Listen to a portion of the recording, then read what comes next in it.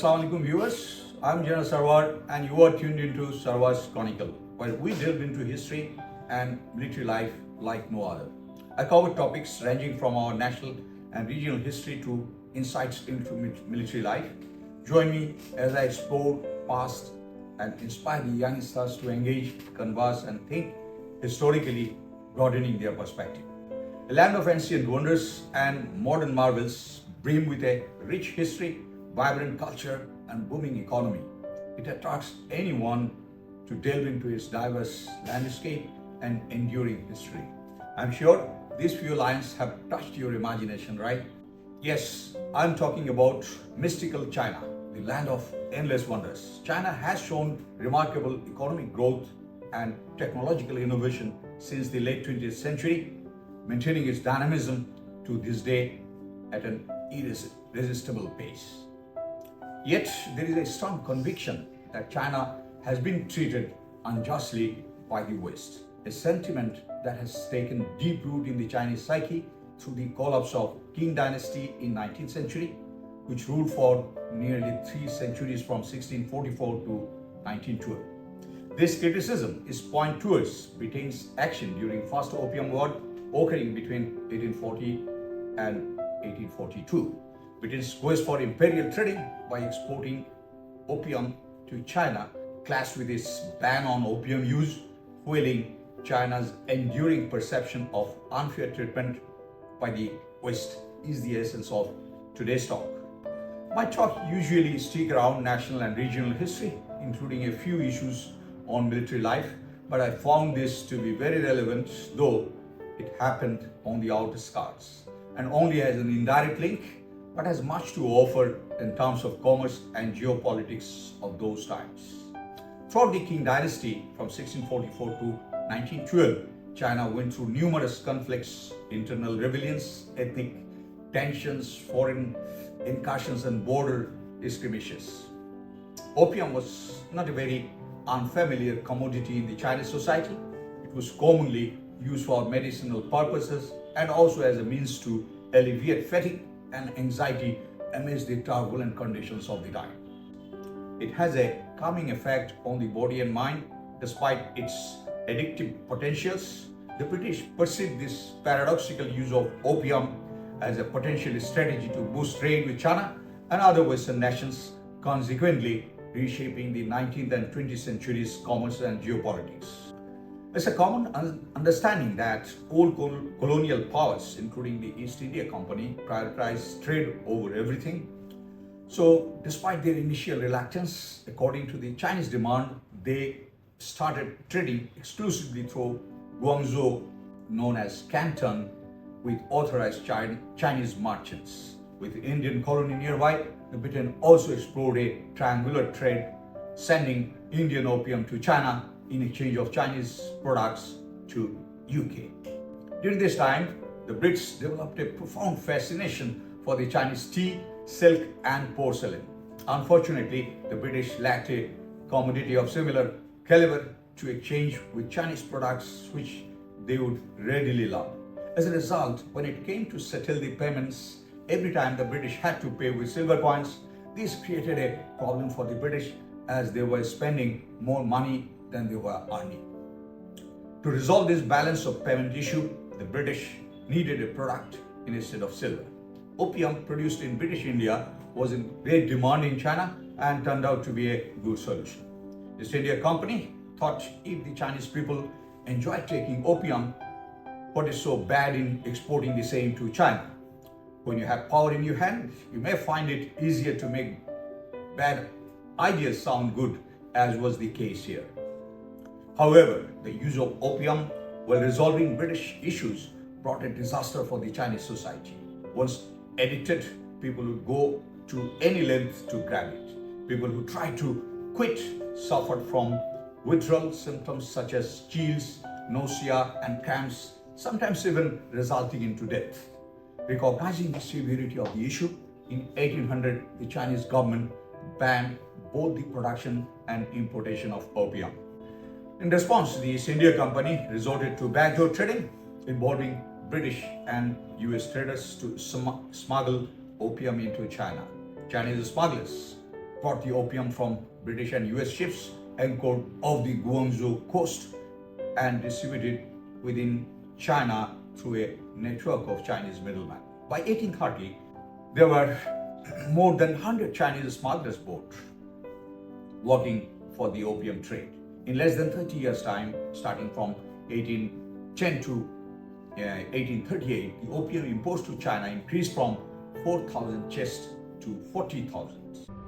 The Americans joined this illegal trade when they sourced their own opium through Turkey. The number of opium chests now being smuggled into China grows at an astonishing rate. There was, of course, a growing social crisis. The use of opium was being noticed by the officials of the Qing dynasty, who were increasingly worried about what they saw as the harmful effects of smoking or chewing opium on large proportions of society. By the 1830s, the number of opium addicts is counted in millions.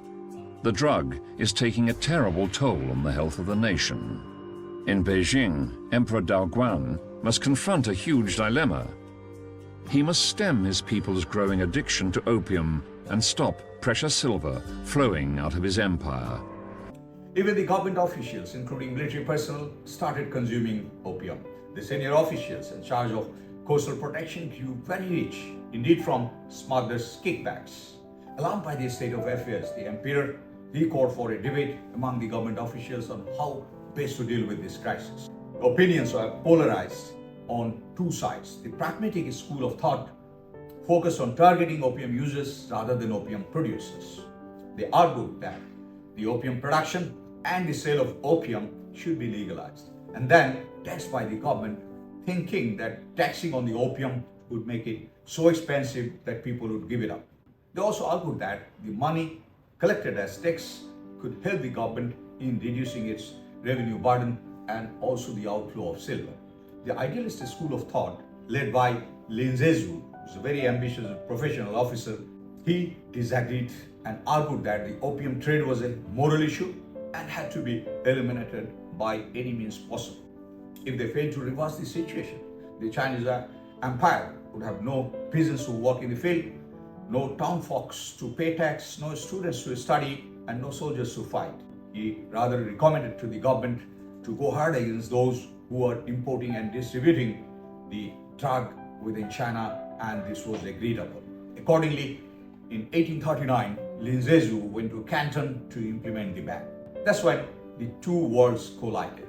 The phrase "two worlds collide" is metaphorically used here to describe the clash between the Western and Eastern worlds. In the mid-19th century, Britain, France, and United States emerged as mighty economic and military powers due to the Industrial Revolution. Superior weaponry, steam-powered ships, and railway boosted their dominance, leading to extensive colonial expansion and resource and trade networks. These countries were keen on promoting free trade and used their military or strong armies to impose their will on others. While countries like India, Burma, Malaya, Indonesia, and Vietnam conceded foreign invasion more easily, China resisted. Influenced by Confucianism, China preserves its cultural and political integrity, preventing from full colonization. Confucianism, being secular in nature, did not hold back scientific progress or advancement as much as other religions did, like Christianity, Hinduism, or Islam elsewhere. However, when confronted with the modern West, characterized by industrialization, big business, and powerful armies, China struggled to cope.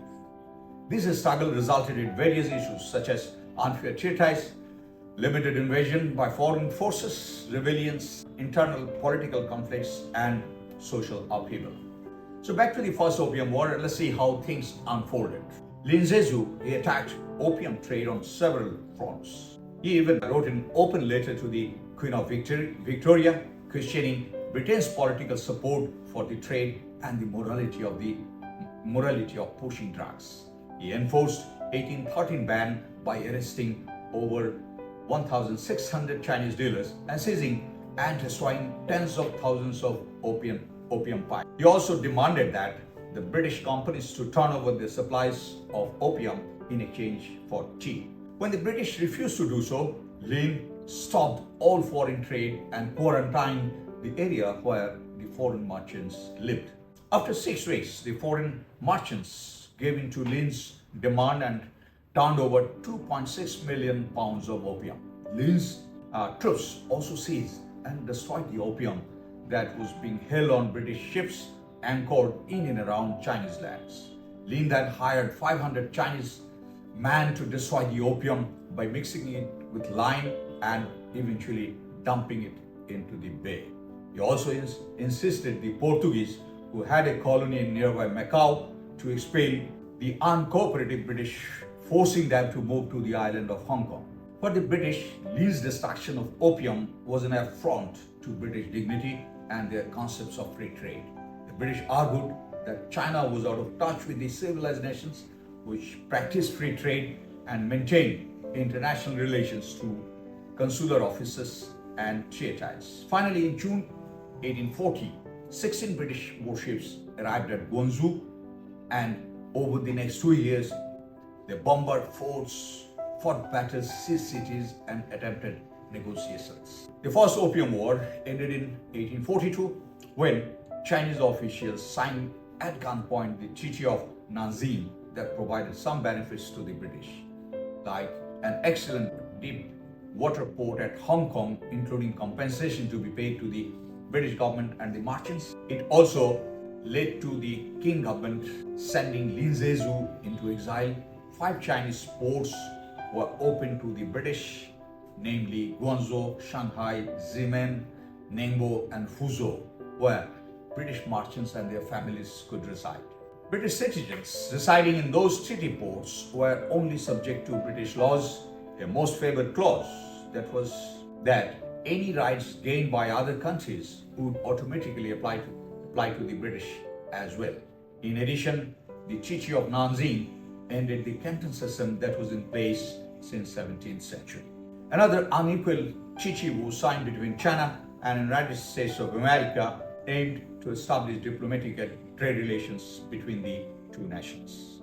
Through the most favored nation clause, these treaties allowed the Westerners to build churches and spread Christianity in the treaty ports. Thus, the Western free trade had its first great victory in China with this war. Things turned around as the Emperor Daoguang died in 1850. His successor, son Emperor Xianfeng, wasn't ready to comply with these treaties. The new emperor backed Lin Zhezu and recalled him from exile, but he tragically passed away en route. The Chinese court kept on finding excuses not to accept foreign diplomats at the capital city of Beijing, and its compliance with the treaties fell far short of Western countries' expectations. Although new ports were open to British after the First Opium War, but the legal trade with China remained limited. British government couldn't do much as Chinese government in the capital city of Beijing restricted who it met with. When in October 1856, Chinese authorities detained the Chinese crew of the British-run ship, they found a reason to militarily pressurize China to open itself up further to their merchants and trade. France also joined Britain in the fight when a French Christian missionary was executed by China.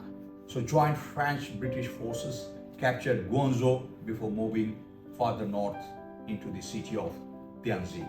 Thus, the Second Opium War started in 1856 and lasted until 1860. During this period, British and French forces captured Beijing, compelling China to sign a new set of unequal treaties.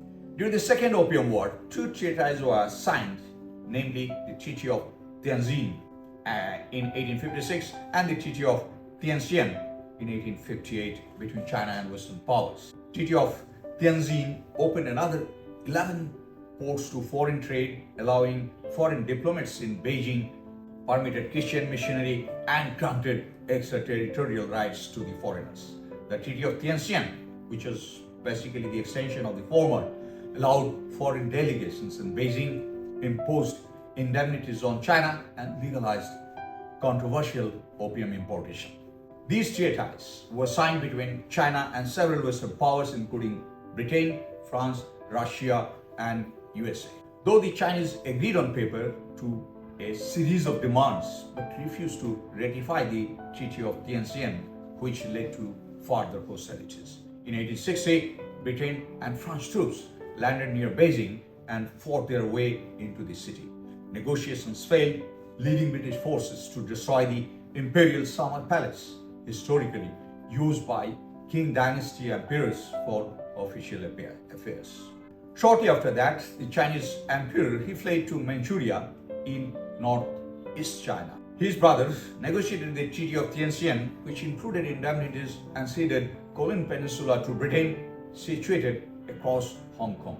This compelled the struggling Qing dynasty to reassess its foreign affairs and embrace modernization. Western powers expanded their influence in Asia through various means, including the Opium Wars. They colonized Southeast Asia and Far East, while Japan rose as a regional power. During the Sino-Japanese War fought between 1894 to 1895 is the post-World War II independence movement that reshaped the global geopolitics, with Japan evolving into a nation as it is today, despite its defeat by the Allied forces in World War II. With this, I have come to the end. Thanks for watching. Goodbye and Allah Hafiz.